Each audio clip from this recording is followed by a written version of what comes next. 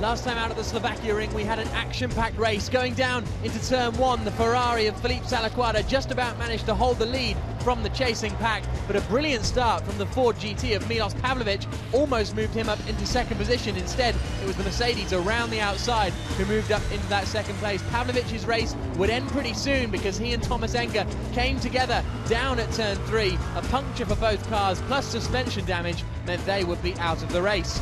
The number one McLaren of Fred Makovicky started to slice his way through the order, making up a number of positions. Stefan Rosina going around the outside of two cars at turn one. The local man in his first race this season in the championship, performing very strongly indeed. Fred Makovicky in that number one McLaren continued his charge through the field, soon right up behind Felipe Salaquada and managing to squeeze through on the inside to take the lead of the race, much to his teammate Stef Dusseldorp's delight. Once again this season, the two WRT Audis were battling. On this occasion, Frank Stippler getting past Stefan Ortelli into turn one. The pit stops came around and Fred Makovicky came in to hand over to Stef Dusseldorp, but just as the Porsche came into the pits, the McLaren had to pause, and that handed the lead to the 18 car of Michael Bartels. He emerged in the Vita4One racing team BMW, now in the lead of the race, comfortably clear of the McLaren in second position.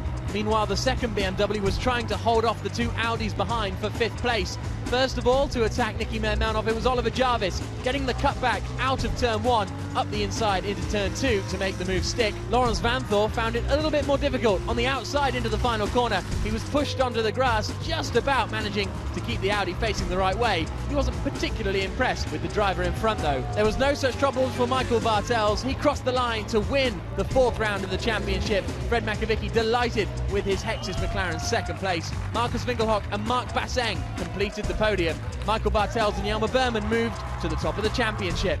The fifth round of the 2012 championship takes us to Portugal and the fantastic Algarve circuit. The WRT Audi team had a solid weekend last time out at Slovakia ring with a 5th and 6th positions in the championship race, but after their dominating weekend back in April at Nogaro, they're going to be hoping they can find more at this Portuguese circuit. Stefan Ortelli believes that the tight and twisty circuit might suit his Audi R8 LMS.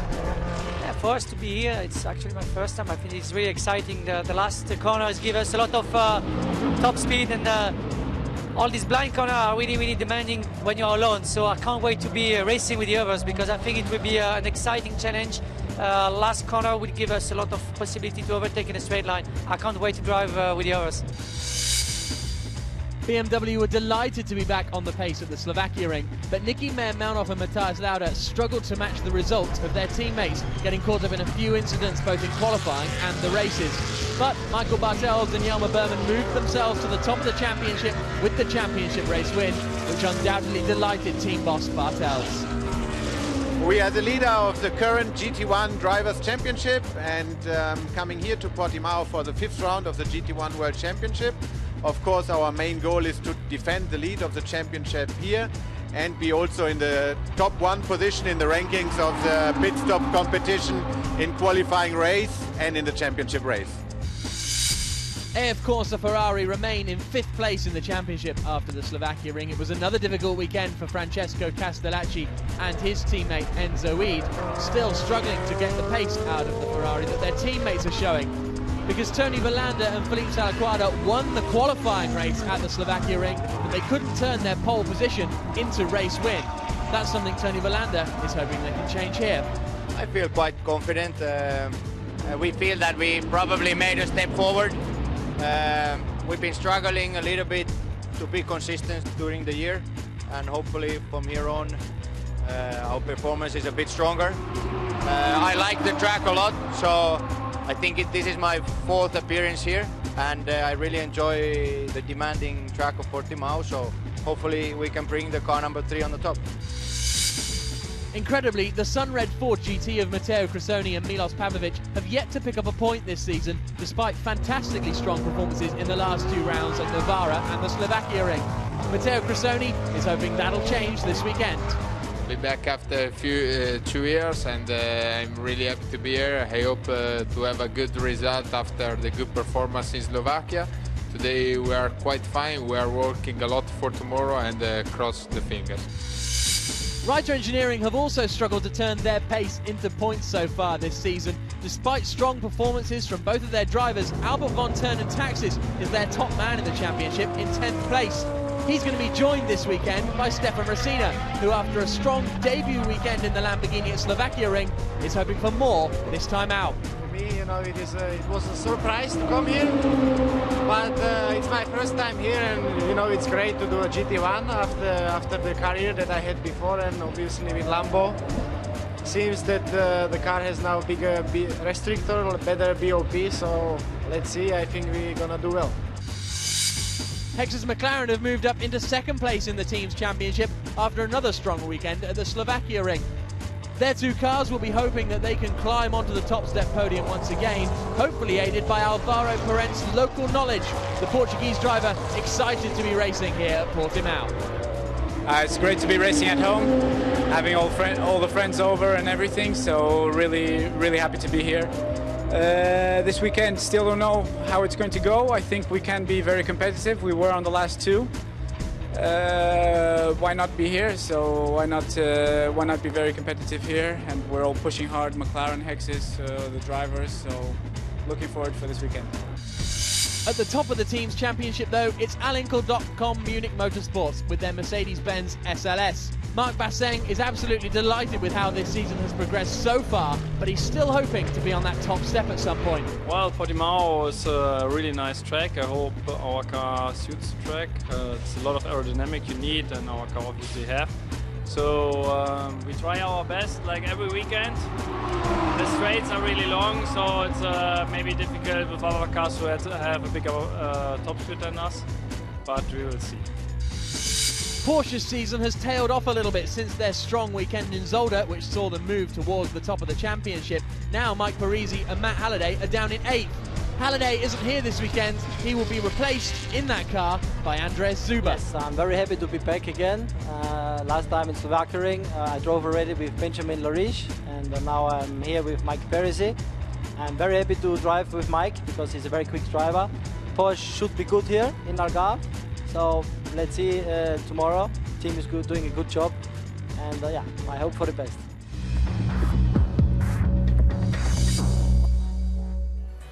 Good afternoon, everybody, and welcome to the Algarve circuit just outside of Portimao in Portugal for the 5th qualifying race of the season in the FIA GT1 World Championship. My name's Jack Nichols. I'm up here in the commentary box overlooking the start-finish straight on what is a glorious day in the Algarve. 26.5 degrees, the air temperature here, track temperature a little hotter. And, well, coming into this weekend, this is how the championship standings look. Michael Bartels and Jelmer Berman are on top, 6 points clear of Steph Dusseldorp and Fred Makavicki, but neither of those top two have made it into the top 10 in qualifying, so it's going to be a real challenge for them today. So here's a look at the grid. Salaquada and Castellacci it is on the front row. Winkelhock and Jäger will be piloting the Mercedes that make up the second row. Then we've got Peter Cox starting his Lamborghini ahead of Milos Pavlovic in the Ford GT. The first of the Audis will be Oliver Jarvis in 7th position ahead of the first of the McLarens in the hands of Alvaro Parent. Stefan Racina back again this weekend. He's going to be in the Lamborghini alongside Lawrence Vanvoort. Then we've got championship leaders Bartels and Berman in 11th place, with 2nd place Dusseldorp and Makavicki alongside them. And then Nicky and Andres Zuber complete the grid. And this race is about to get underway. It's Philippe Salaquada on pole position in the number 3 Ferrari. Francesco Castellacci alongside him in the number 4 Ferrari. The battle of the brands brings Ferrari versus Mercedes to the front 2 rows here at Portimao. We wait for the lights to go off. When they do, this hour-long qualifying race will be underway. It's a long hold, very long hold, and they're all slowly bunching up. When will the lights go green? There we go. Finally we get away, and it's a neck-and-neck start between the 2 Ferraris down towards the first corner. Moving to the inside straight away is Markus Winkelhock, but he's lost out possibly to his teammate as they all try and squeeze through the very tight first corner. Then it gets even more tight down there at turn 4. On board we go with Michael Bartels as he tries to thread his way through the pack, but at the moment it's still Ferrari, the 2 Mercedes having a little bit of a touch there. That was a bit close, a bit too close for comfort as they climb the hill through the quick left-hander at turn 5. The 2 BMWs side by side as well. Bartels on the outside, his teammate possibly trying to look past him on the inside, but under braking we come for the hairpin for the first time, and they're all starting to stack up behind the Mercedes then, in second place. That's Alvaro Parent being pushed out wide.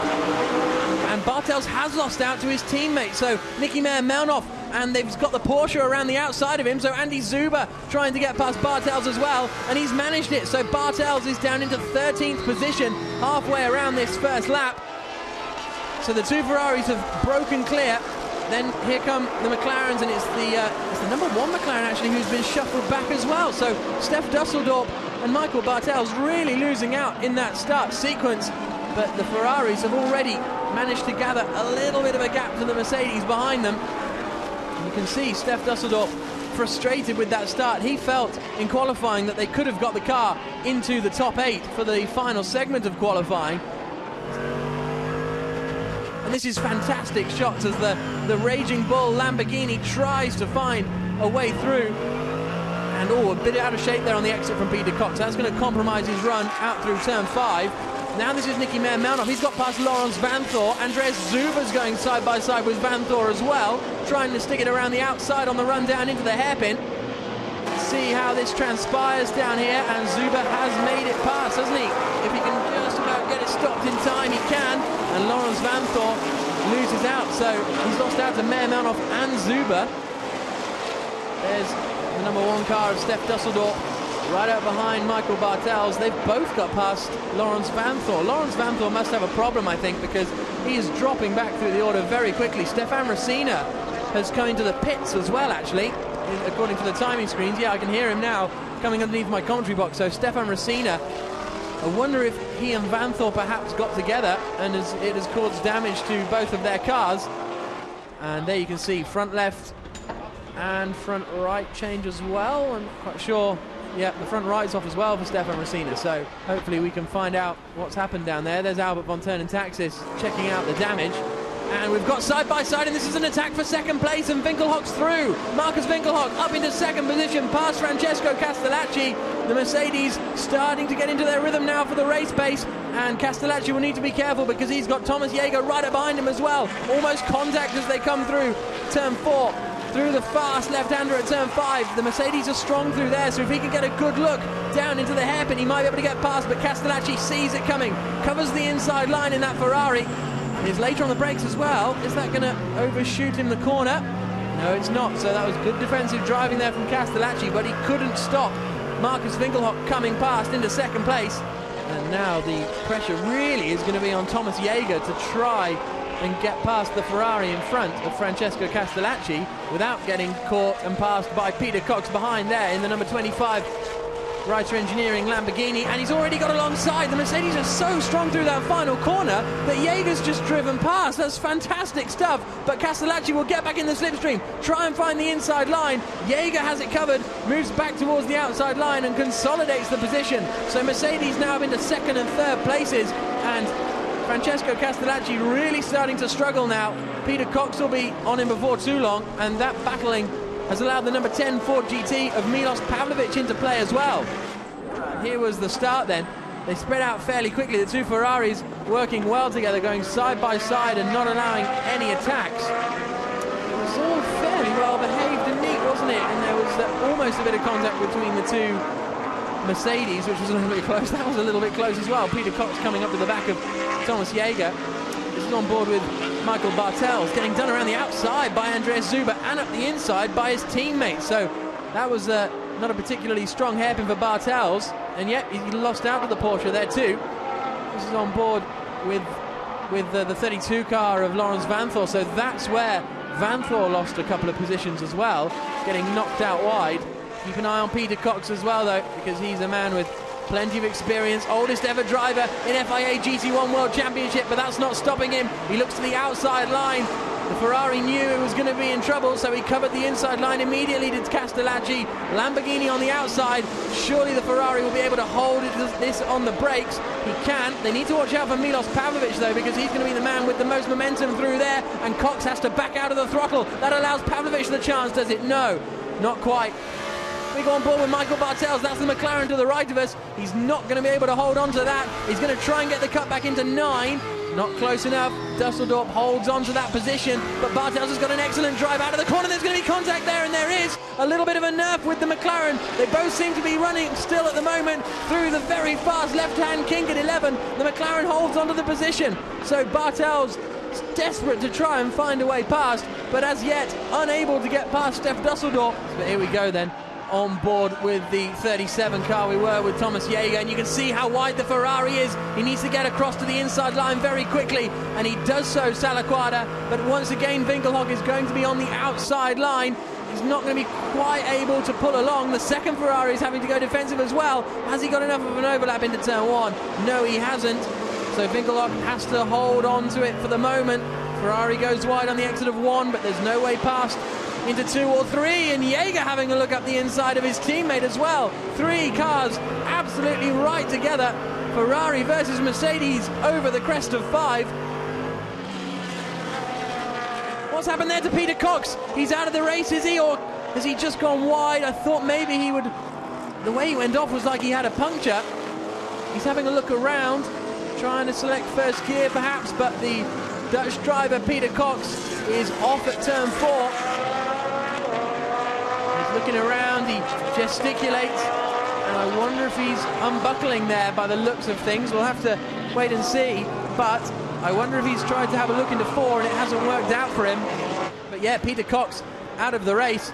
The marshals are pushing him away from the circuit a little bit. Safety car deployed, look at that, the SC board going out, and that means we will have the safety car here. Let's hear from Hayley Coxon. Hayley, what do you know about that? Yeah, hey Jack, apparently there's a little bit of contact with the McLaren and the steering is now broken on the Lamborghini, so they are out. Okay, thanks for that, Hayley. So this race is about to get underway, but it could get back underway in curious circumstances with everyone diving into the pit lane. So the safety car comes into the pit lane. Salaquada has stamped on the throttle and he is gone, and maybe they're all going to stay out then. Out onto the start-finish straight they come. No, Salaquada pits, but Winkelhock doesn't. So Philippe Salaquada comes in as soon as he can, as does the other AF Corsa Ferrari. So that means it's the 2 Mercedes that now lead the way. Winkelhock ahead of Jäger, and then it's almost 3 abreast for what is now 3rd position. Alvaro Parente has it. Oliver Jarvis behind. Pavlovich then behind him into 5th place, with Michael Bartels up into 6th. In comes Nicky Mounthoff. Matthias Lauda, you can see, with the Red Bull helmet, about to get in and take over.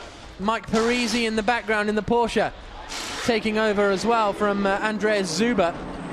But this is going to be very, very interesting tactically, because now Al Inkel have still got both Mercedes now that they need to pit.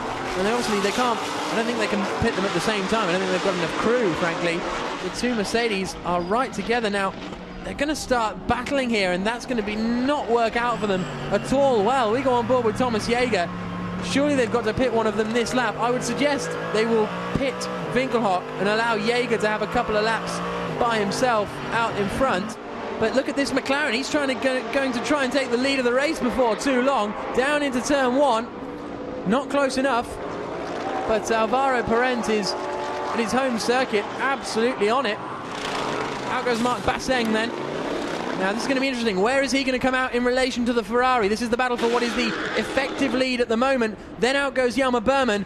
Here comes Basseng out of the pit lane. He's going to be comfortably ahead of the Ferrari, isn't he? Where even is the Ferrari? So out goes Marc Basseng. Has the number 3 Ferrari of Verlander gone through? No, it hasn't. So what happened to Verlander and Salaquada? Because they came straight into the pit lane. Maybe Hayley can go and find out if they had any dramas at their pit stop or something like that. But here come the 2 AF Corsa Ferraris, and so from being 1st and 2nd at the start of this race, it has gone horrifically wrong for them in the pit stop window. Verlander and Salaquada were in a battle for the lead. They're now nowhere near that battle. But into the pits comes Thomas Jäger. He's shown pretty good pace. And Basseng's going to take this, isn't he, through the final corner. Jäger hasn't even come down off his stops yet, and they're still changing. Well, they've finished the rear right now, but across the line comes Marc Basseng to take the lead of this race. It hasn't worked out well for Thomas Jäger and Nicky Pastorelli. They're going to be well down the field. So Basseng and Winkelhock lead. So, Hayley, what can you tell us? update on the Ferrari, Jack. Apparently they had an issue with the starter motor. They could not get that Ferrari started. That's why they lost almost half a minute. Almost half a minute lost by the Ferrari, and look at this, the Mercedes is pushing the McLaren right towards the inside line as they come down under braking, but the number one car is through.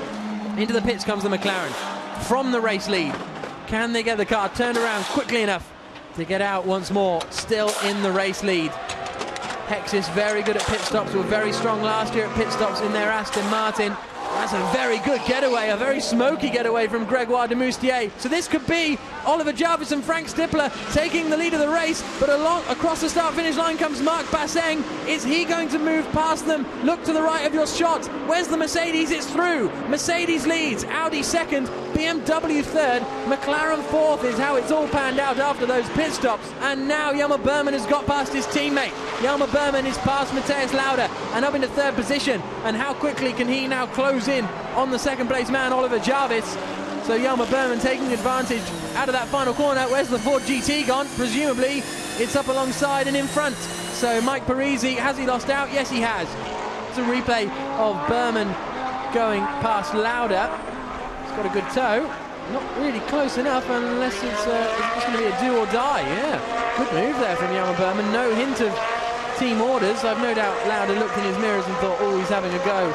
I better give him more space than usual, considering it's the boss's car, but it certainly was a good move from Jelmer Berman, and now look how quickly he's moved away from his teammate and has closed in on Oliver Jarvis. We've seen Jarvis doing some sterling defensive work so far this season. Navarra, he was very strong. Zolder, he drove a very defensive race. Frank Stippler in the car now. Stippler is, well, he needs to be very defensive because look at the speed Berman's got. He's going to try and find the inside line. Stippler knows that and covers it for all he can. Stippler on the inside. Is he going to be later on the brakes? Yes, he is. And there's nothing Berman can do to get the cutback. There you can see the WRT squad watching on. Stippler is going to have to go very defensive once again to the final corner. You can see through the quick corners the BMW really plays into his hands. He comes across at the last minute because there's a bit of a panic because Jelmer Berman was sending one up the inside. Has that compromised Berman's run through this final corner? It's lost him a couple of car lengths, that little half-hearted look, but he was so strong through this final corner. Let's hear if he lifts. Just a bit of a lift, but he carries out so much more exit speed than Frank Stippler. Stippler will go straight to the inside line once more, but Berman's got so much more straight line speed. Stippler's holding it in there. They're absolutely wheel to wheel. Audi on the inside, BMW on the outside. The Audi is still able to hold it because despite that extra momentum that Berman finds, doesn't quite have enough straight line speed to hold it in there, but the commitment of Berman through that fast turn 16 was absolutely fantastic to watch, feathering the throttle. Let's hear from his teammate, shall we? Michael Bartels is down in the pit lane as his teammate challenges for second. Michael Jelmer's trying so hard to put the pressure on Frank. What would you do if you were in his position?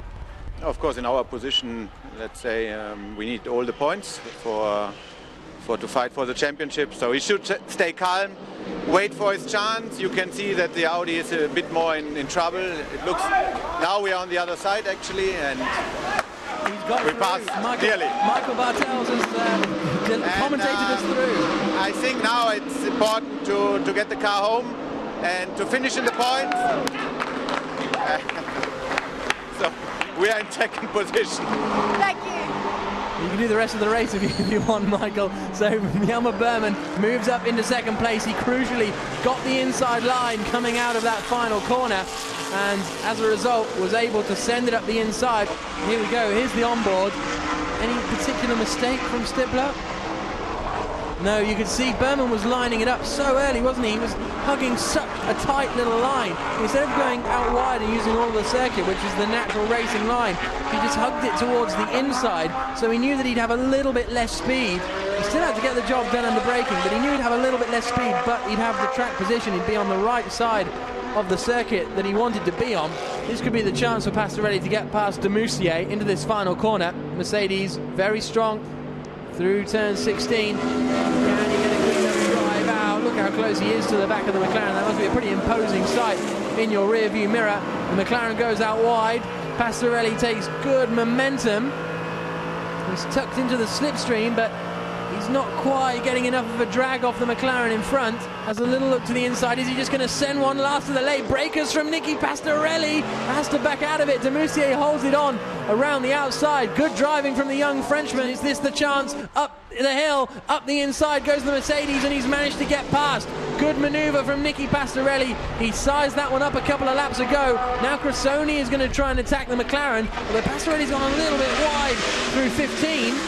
He's now managed to get the drop, and I think with the superior Mercedes handling through this final corner, we should see him pull away as they come over the start-finish straight. But he got the look up the inside into 14, and he's gone. Demoustier goes very wide over the grass on the exit. That's going to allow Cressoni the chance to get up into 7th position, and all of a sudden, once the floodgates open, Demoustier can't shut them in time, and the Mercedes is through, and now the Ford is through. Now we've got a battle over 4th place, and possibly even 3rd, because here comes the McLaren up the inside straight away, wasting no time in getting past Matthias Lauda. Fred Macavicki reached the back of the BMW and just got the job done. Straight past, up the inside, into turn 12, and now there's a chance that this McLaren could find itself on the podium. Look at this, Macavicki was closing in. He just did it. He just drove up the inside and got past. Absolutely fantastic stuff. And there's a spin for a Ferrari. Can't tell you which one because they look absolutely identical apart from their number, but one of them has gone round up there at turn 5, and we think it was Tony Verlander. There's a bit of smoke going on, and yes, it was number 3 car of Tony Verlander. Marc Basseng said that he just needs to focus on getting solid points, and that will give them the championship in the teams. But if he keeps winning races like this, he could well be in with a shout of the Drivers' Championship. Marc Basseng wins for Münnich Motorsports. Markus Winkelhock is delighted hanging out of the pit wall. It's a win for the Mercedes-Benz SLS-AMG, their first win in GT1. 2nd place is Jelmer Berman and Michael Bartels, and just about in 3rd place, Oliver Jarvis and Frank Stippler driving the car across the line. Good race indeed for Oliver Jarvis and Frank Stippler. Marc Basseng and Markus Winkelhock congratulate each other. Driver pairing that have been together for almost 3 years now, and they certainly seem to work very well as a pair, pretty well matched as well in terms of pace. There's Jelmer Berman, 2nd position for him. But let's hear from our race winners. Mark, congratulations. You were quoted in saying you will never win a race. You will get 2nd, 3rd, but here you are, taking a win with you. How did you do it? I really don't know. We have to go a bit deeper into the data. I mean, the car was really good in the last turn. It looks in the race in the beginning. And we had, again, a really consistent car. And I think the guys did, again, a great job at the pit stops. Maybe that is the gap we had.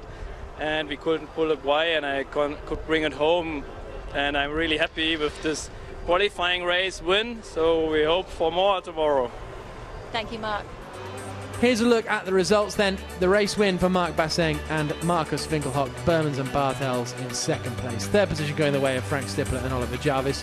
4th for Fred Macavicki and Steph Dusseldorp. They had an impressive race, and they'll be hoping they can keep that kind of pace going for the championship race tomorrow. Matthias Lauda and Nicky Meermanhoff, 5th place, another strong performance from them, but they don't seem to be quite able to pull it out in the championship race. Will that all change tomorrow? Nicky Pastorelli and Thomas Jäger in 6th place, with Matteo Cressoni and Milos Pavlovic in 7th. A real time to forget for Reiter Engineering, because they've been very, very quick here this weekend, but it's just not coming together for them.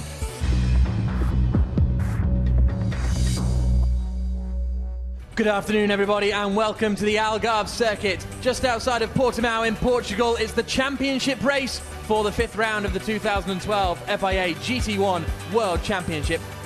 Here's a look at how the Drivers' Championship stands after yesterday's qualifying race. Bartels and Berman lead the championship on 78 points. Steph Dusseldorp and Fred Macavicki are 2nd in their Hexus McLaren on 67 points, but only 2 points behind them after winning the qualifying race yesterday are Marc Basseng and Markus Winkelhock. Why don't we hear from Markus Winkelhock, 3rd place in the championship. He's down on the grid with Hayley Coxon. Markus currently sat 3rd place in the Drivers' Championship, starting on pole. It's looking good for you so far. Absolutely, yeah. I hope Marc can do a good start. Yeah, we are just trying to do actually exactly the same like yesterday. The conditions are quite the same. Car was pretty well. The balance of the car was not too bad yesterday, so the speed was good. I just can hope for a good pit stop, and then I hope we end up on the podium as well. Thank you. Let's have a look at the grid then. It's BMW versus Mercedes on the front row of the grid. Then on row 2, we've got Audi versus McLaren. Fred Macavicki is surely going to make a very quick start indeed. Matthias Lauda and Nicky Pastorelli are on the third row of the grid, ahead of the first Ford GT of Matteo Cressoni. Gregoire de Moustier alongside him in 8th place. Mike Parisi and Stefano Telli make up the 5th row of the grid before the 2 Ferraris. They should be able to slice through the order from 11th to 12th place. And then the 2 Lamborghinis at the back of the grid. Albert von Turn and Taxis and Darlow Young starting those 2 cars as they come through the very steep exit of turn 16, the 5th round of the championship. The 1-hour race is about to get underway. The leading car pulls into the pit lane. This is the view back from the Mercedes in the mid-pack 37, which is going to be started by Nicky Pastorelli.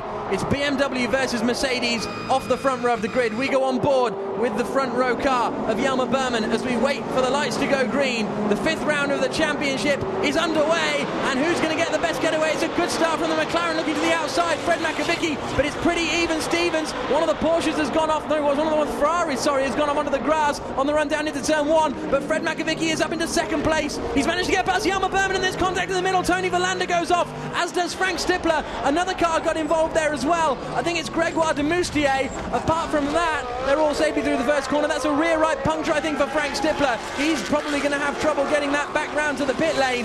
So that's contact in the early corners for Tony Verlander in that Ferrari. Now we look on board, back from Nicky Pastorelli. The Ford GT attacking around the outside, but Marc Basseng holds the lead. 2nd place for Fred Macavicki. Jelmer Berman is in 3rd position as they come through the hairpin at turn 6. And there's Frank Stippler with his rear right puncture. A real shame after a very positive qualifying race for them. It looks as though Audis might be getting back on track, but that's definitely not on track, is it? He's struggling to keep it on track, in fact.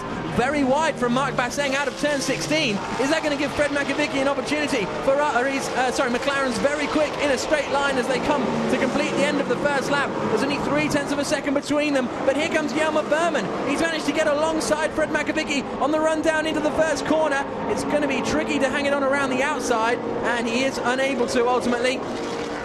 Did the Ford GT get past the 2nd Mercedes? No, it didn't. But Matteo Cressoni's looking very racy, so Basseng leads, Macavicki 2nd, Berman 3rd, Pastorelli in 4th, 5th for Matteo Cressoni, 6th place for Mike Parisi. He said he was going to struggle in this race and he was just going to try and keep on smiling, but he's going to be absolutely beaming up in 6th position.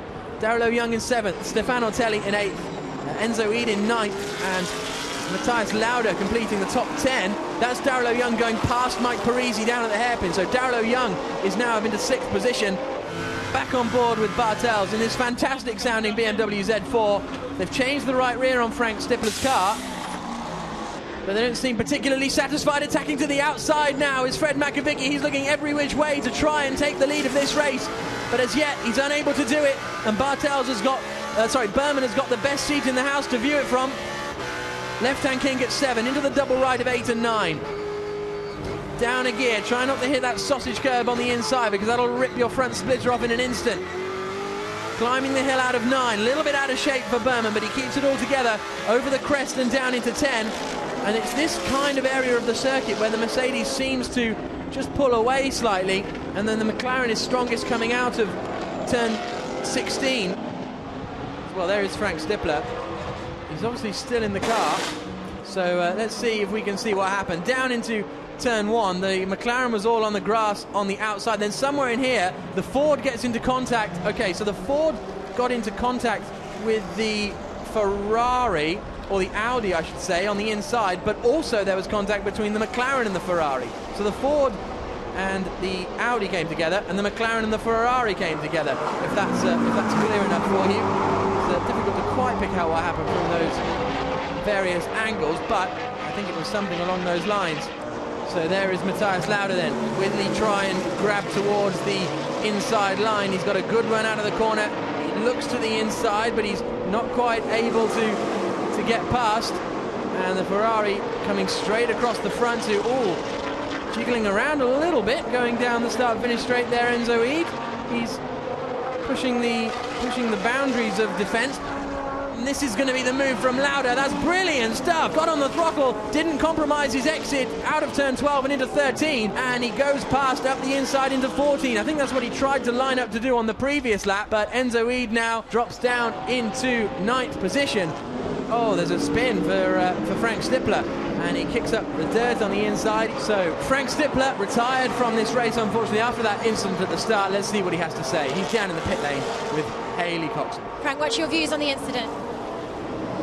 Well, in my opinion, I didn't see it on the TV, but in my opinion it was quite obvious. There was inside of me, I think it was a Ford GT coming from nowhere with his power that he has. And there was no space. We can't go five cars by car through the corner.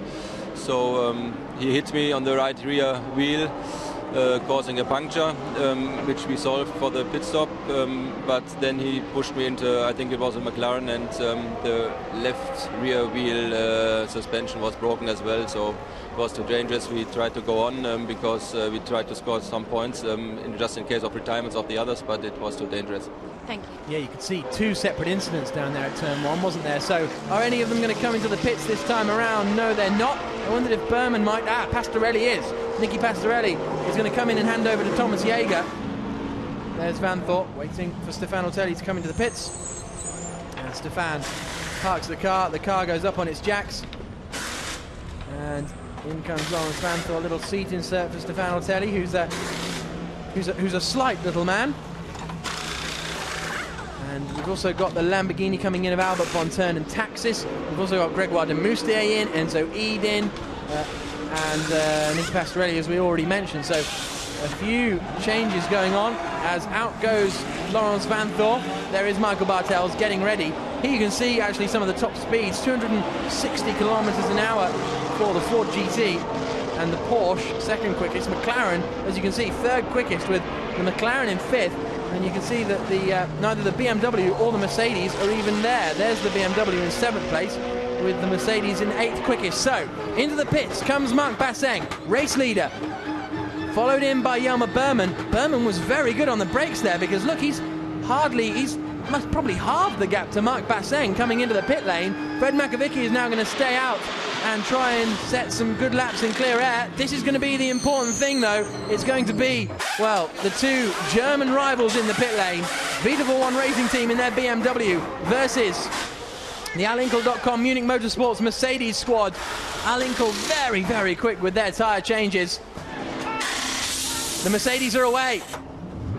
And it's a slow stop for the BMW in comparison. You saw they came in nose to tail, but once again the Alinkel squad doing a sterling job of getting out in front. Equally, they're about to get out in front of their teammates, but their teammates have managed to get past the BMW. But what can Thomas Jäger do, because he's got the momentum? Is Winkelhock going to defend? He can't quite get past Thomas Jäger. Winkelhock is going to defend. The teammate sends it up the inside. Almost contact between them coming down into turn 4. But Markus Winkelhock will be damned if he lets his teammate through. Up the hill, through turn 5 they come.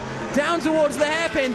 Thomas Jäger knows that he needs to take advantage of this opportunity as soon as possible. If he wants to make the move stick, he sends it to the outside now for the hairpin. And nothing doing just yet. Is that the breathing space that Markus Winkelhock needed? Here is Fred McAvicky in the pit lane then. The Hexis squad fairly quick with their tyre changes. The Mercedes are battling amongst themselves, though. Is that going to cost them? Will the Ferrari get it started? Look, the Mercedes are side by side. They need to focus on not fighting against each other and working to get out in front of that McLaren, because the McLaren is heading down the pit lane now as they come through turn 15. Fred McAvicky and Steph Dusseldorp may just be about to take the lead of this race through 16. Out of shape there, Markus Winkelhock, through the very fast downhill right-hander.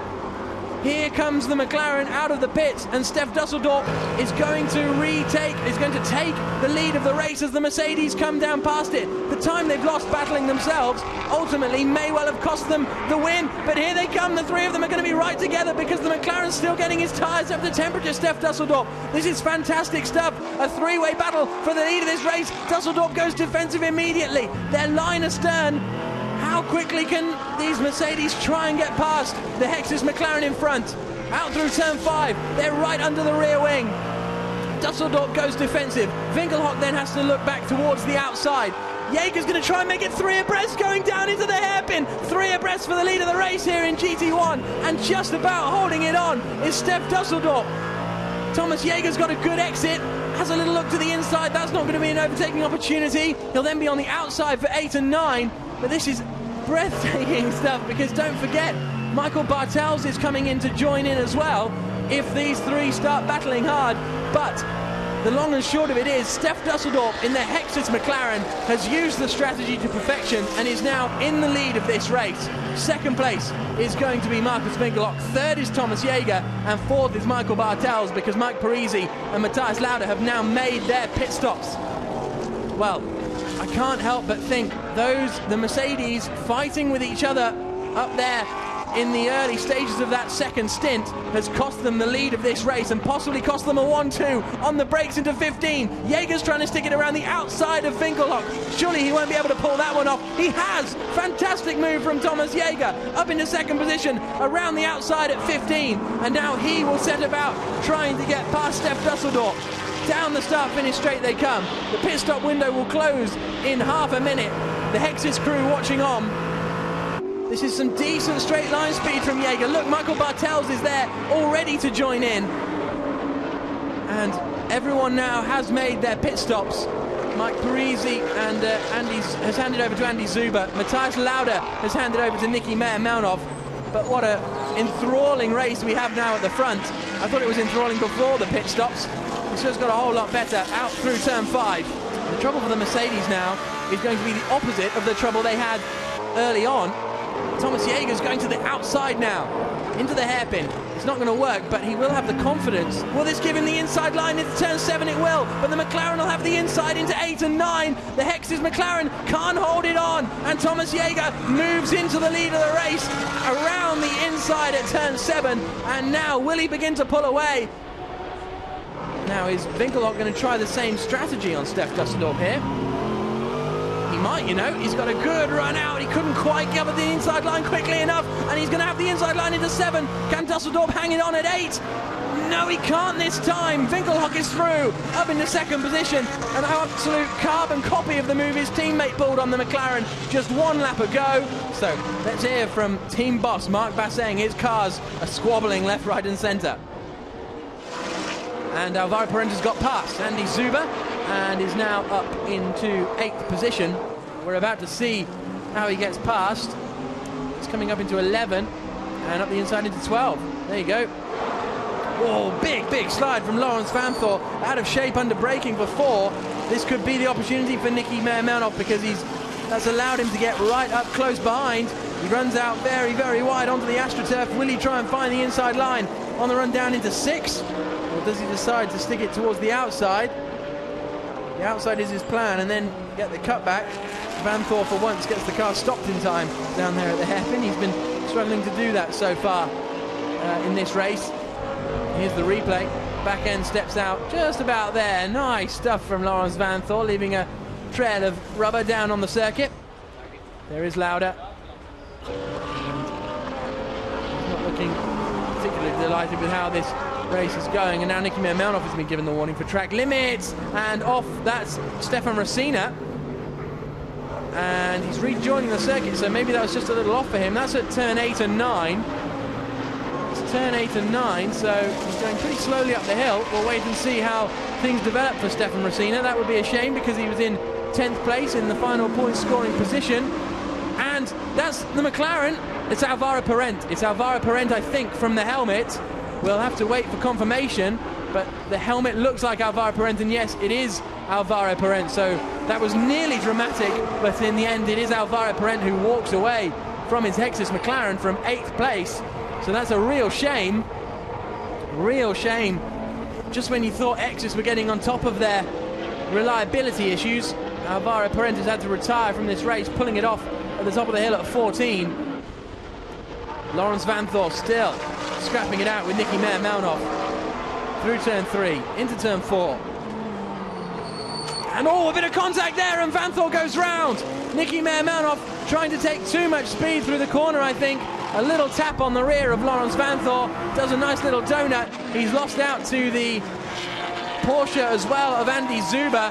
And Nicky Meermanhoff then up into 6th place, but rather robustly making that move, I think it's fair to say. So Vanthor drops down behind Zuber now to 8th position, and I think he'll be a little bit frustrated with that one. They come up through turn 5. Is Peter Cox closing in on them? Peter Cox closed in on these two by a second on that last lap. Unfortunately, there's 2 seconds between them and only maybe 2 or 3 laps remaining. But Peter Cox might just be able to bring himself into this and, well, drive-through penalty for car number 17, Nicky Meermanhoff, for causing a collision. I doubt there can be many arguments there. So you could hear when we were on board with Laurens Vanthor, he was just waiting to get back on the power. No apparent deliberate brake testing or anything like that. And the stewards have decided it's a drive-through penalty for Nicky Meermanhoff. That will drop him. He might be able to remain in the points, potentially, but he'll go down to at least 10th position. It will promote Andy Zuber up into 6th place, which I think would delight the Porsche squad, considering the troubles they've had and that I've already mentioned so far today. Thomas Jäger starts the final lap of the race. Is he about to take a 1-2 for Marc Basseng's Münnich Motorsports Alinkel.com squad? It looks like he may well be able to.